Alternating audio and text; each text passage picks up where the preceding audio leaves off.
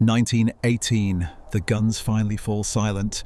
Mud-soaked soldiers crawl out of trenches. Towns lie in ruins. The air still smells of smoke and decay. A British soldier writes in his diary, "If this war doesn't end war, nothing ever will." Newspapers echo the sentiment, the war to end all wars. The phrase spreads like a prayer, a plea, a promise. But where did that idea come from? And why, just 20 years later, was the world once again on fire?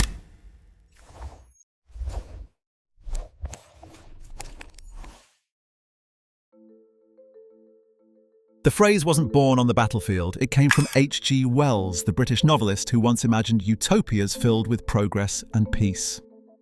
In 1914, as Europe plunged into chaos, Wells wrote a series of essays calling the conflict "The War That Will End War." To him, the Great War wasn't just another conflict, it was a necessary purge, a moment of transformation. He believed humanity would be so horrified by the carnage that it would abandon war forever. Wells wasn't alone in this hope. Across Europe, leaders and intellectuals echoed the idea. US President Woodrow Wilson promised that the world could be made safe for democracy. Soldiers marched believing their suffering would have meaning, that they were fighting not for empire, but for the end of empire. It was idealism on a global scale. But could human beings, after all we'd done, truly learn from destruction? When the fighting stopped in November 1918, 11 million people were dead. 4 empires had fallen: the German, Austro-Hungarian, Ottoman, and Russian. The old world was gone. In the aftermath, people demanded that such horror never happen again. World leaders gathered in Versailles to design a new order. They believed punishment and diplomacy would keep peace. The Treaty of Versailles imposed harsh reparations on Germany, crippling its economy and pride. Meanwhile, the newly formed League of Nations was meant to act as the conscience of the world, an early vision of the United Nations. For a brief moment, humanity seemed to stand at a crossroads. Would it learn from its suffering, or repeat it? People filled the silence after the war with hope. They built memorials, wrote poetry, and imagined peace as a permanent condition of civilization. But beneath the silence, resentment simmered.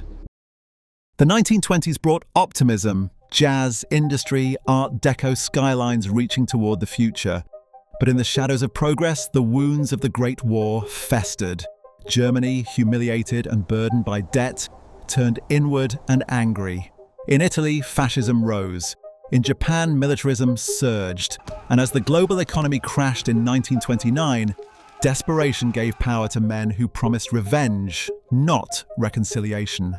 The generation that fought in the trenches watched, horrified, as the world began preparing for war again. The same nations that swore never again started rebuilding armies. By 1939, the phrase "the war to end all wars" had become a bitter irony. The war that taught the world how to wage war better. What had been a cry for peace had become a cautionary tale. Decades later, historians would dissect the phrase like a relic of lost innocence. Was it ever possible to end war? Or was it always a comforting illusion? Some argued it was propaganda, a slogan designed to give meaning to meaningless death. Others saw it as a genuine leap of moral faith, that humans could evolve through suffering. The truth may be somewhere in between.